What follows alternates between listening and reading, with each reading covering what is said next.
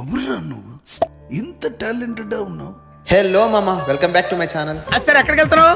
ఎక్కడికంటే ఏం చెప్తాం మామ, అటెండెన్స్ కోసం కాలేజ్ పోవాల్సి వస్తుంది. ఇక మన R15 బ్యాటరీ అయితే దెంగేసింది. ఇక చేసేదేం లేక ఈ స్కూటీ వేసుకొని కాలేజ్కి అయితే స్టార్ట్ అయిపోయినా మామ. వెదర్ అయితే నెక్స్ట్ లెవెల్ ఉంది. ఈ టైంలో ఒక మేకప్ పిల్లని వేసుకొని లాంగ్ డ్రైవ్ వెళ్తే అంటే అన్నాడు గాని ఆ ఊహ ఎంత బాగుందో. ఈ లౌడలకేటేమో గానీ కరెక్ట్ నేను వచ్చే టైంకి పడి మింగించుకుంటది మామ.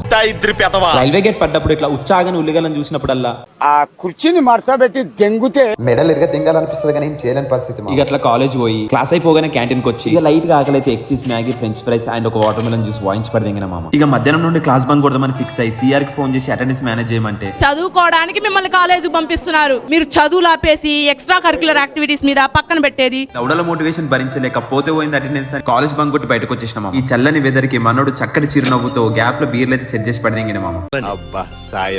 ఇక మంచం కిందకి చికెన్ కొట్టించేసి నా మాస్టర్ చెఫ్ తో కుకింగ్ అయితే స్టార్ట్ చేయించిన మామ. ఇక నీట్ గా బీర్ బాటిల్ ఓపెన్ చేద్దామనే టైంకి ఓపెనర్ లేదు మామ. ఇక మనోడు ముళ్ళుని ముళ్ళుతోటే తీయాలన్నట్టు బీర్ బాటిల్ క్యాప్ ని బీర్ బాటిల్ తోటి ఓపెన్ చేసి పడిదింగిన మామ. పిచ్చోలు అయిపోయారు మా టీం అంతా. చలో ప్రశాంతంగా బీర్ అయితే కొట్టేద్దాం. Signing off.